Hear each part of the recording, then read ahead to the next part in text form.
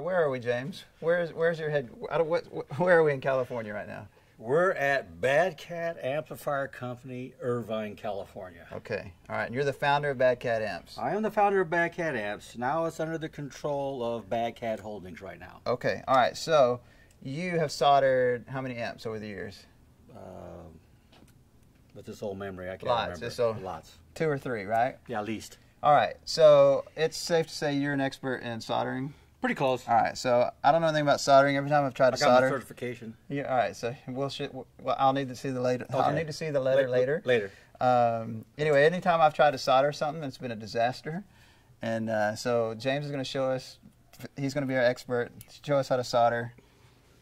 Break it down for us. What we're going to do, a lot of times there's different ways of soldering, but the way we like to solder here, we use our strippers. Okay.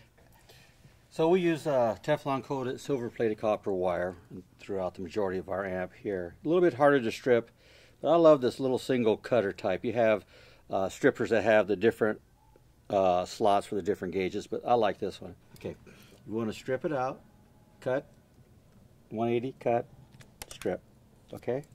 So you can see the individual strands of wire there. If you went and undid it, they would fray out. So what we want to do, we want to keep the wire tight. We want to pre-solder it or pre-tin it. So that way when we solder on here, you can bend it, it stays formed. Lay the soldering iron right underneath the wire, yep. What I do. You melt it. See how you have like a little puddle there? Yep. And so what it does is just, the wire just soaks it right up with the rosin. All right. And so then what we're going to do, my trusty little pliers here that's been with me for about 12 years now. And so what we're going to do, we're going to take this and wrap it around. Open a little bit. So when I'm welding on to like the grounding bar here, see, then you close it up, right? Yeah. Because of that solder's there, see, it stays closed. It holds it in place for you. Okay. So that way you don't need that third hand there. And so you go get your solder. And then on this, this is a big wire.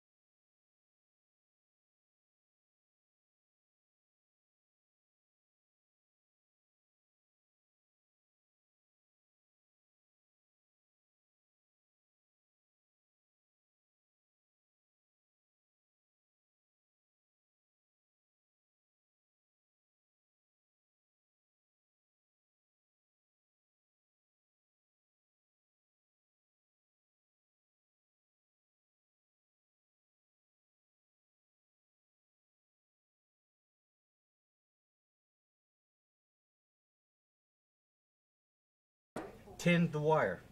That's it? That's it. That's how simple it is. Now, in the past, what I've done is I've made the mistake of just putting a whole bunch. Yeah, a lot of times the whole bunch, and it's a little bit harder to work with. You just need a little bit. You just want to hold the wires together, so that way when you bend the wire, they don't come apart. Okay, so now I bend it. Yeah, just make a little loop on it, like if you're going to try to loop around here.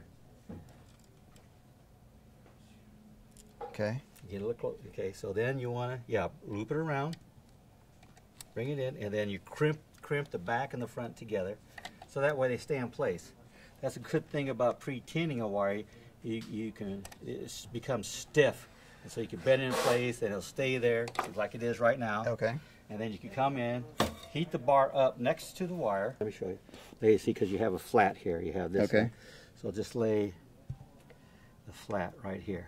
Oh, okay, I see. And hold that there for a while. Hold it tight against it. Okay. Just hold it tight and just wait a while, 5-10 seconds, and then start applying some solder onto between the iron and the wire. On this? Mm-hmm. And let it go. Just keep it there a little bit. See, you can see how it's not melting into the bar yet. So go ahead and get closer to the wire. Put a little bit more solder. Okay. Now what? And just hold it there. Okay. And then it's melted in right there. Melted right into the bar. So release the soldering iron. And there it is. I see. A perfect solder joint. So it took for lack of a better term, it took the glob, and then when it just smoothed out, That's it just right. kind of melted down, then it was done. Yeah, it's like I don't know how to explain it. It's like a balloon with water, and then when you pop it, just go, and it just flows out. That's when the moment is happening. That's when you know you have the temperatures right Okay. on a bigger piece between the two, and it works real well. Look at that. You can't even tear it apart. Man, all right, Pick sweet. that up. All right, awesome. Real quickly, any of these? Well, you got to have, we have this soldering iron here gets as high as about, how hot does this thing get? Fahrenheit, about 800 degrees. Okay. So it just depends on the gauge wire that you're soldering. Mm-hmm. This is heavy gauge, so I like a higher temperature. If you want to go 22, 24 gauge, you want a smaller, maybe 400 degrees, smaller tip. Perfect. Smaller gauge wire. All right, super. Thank you. That's how you solder.